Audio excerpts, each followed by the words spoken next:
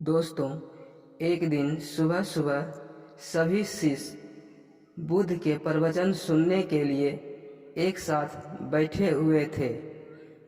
कुछ देर बाद बुद्ध अपने साथ एक रस्सी लेकर आए। तथागत के हाथ में रस्सी देखकर सभी शिष्यों को हैरानी हुई।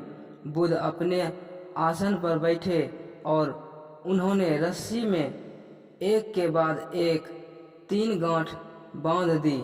इसके बाद उन्होंने शिष्यों से पूछा कि क्या ये वही रस्सी है जो गांठ बांधने से पहले थी।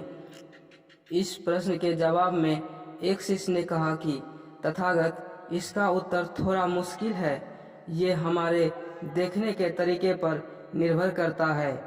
एक तरह से तो रस्सी वही है, इसमें कोई बदलाव नहीं है।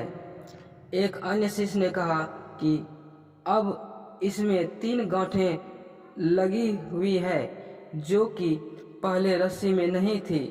इसे बदला हुआ भी कह सकते हैं।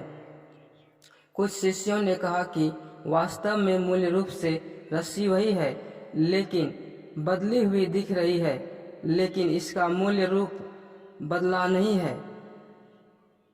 शिष्यों की बात सुनकर बुद्ध ने कहा कि आप सभी सही बोल रहे हैं। अब मैं इन गांठों को खोल देता हूँ। ये बोलकर बुद्ध रस्सी के दोनों सिरों को खींचने लगे। बुद्ध ने पूछा कि यह इस प्रकार रस्सी की गांठें खुल जाएगी।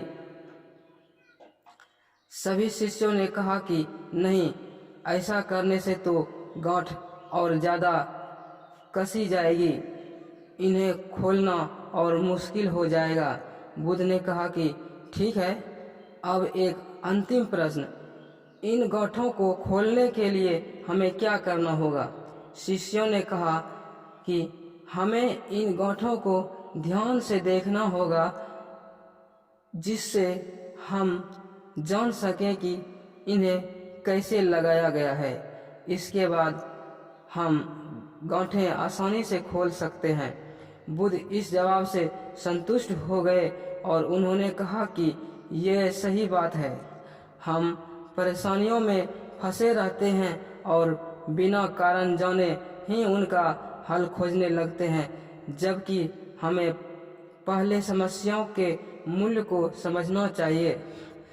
जब समस्याओं की वजह समझ आएगी तो उन्हें सुलझाना बहुत ही आसान हो सकता है।